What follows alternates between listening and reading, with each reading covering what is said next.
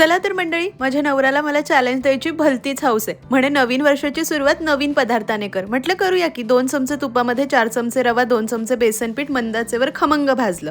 अर्धा कप किसलेलं ओलं नारळ घालून मिक्स केलं. 1 किलो गाजर साल काढून किसून घेतले, ते घालायचे आणि एक 4 ते 5 मिनिटं हे चांगलं असं परतून घ्यायचं. त्यानंतर झाकण ठेवून एक 5-7 मिनिटं वाफ काढायची. मध्ये मध्ये झाकण काढून मिक्स करायचं.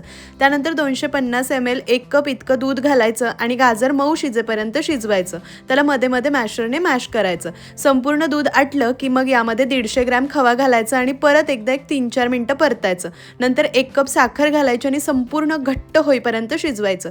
घट्ट झालं की जरा प्लेटमध्ये काढून गार करायचं. अर्धा चमचा तूप आणि मगज घालून परतत राहायचं. गोळी होते पण जरा सॉफ्ट आहे म्हणून अजून जरा वेळ परतून घेते.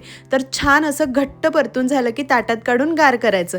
गार झाल्यानंतर गाजरचे लाडू करून घ्यायचे किंवा वडी करायची असेल तर गरम गरम असताना थापून घ्या. मस्त लाडू तयार.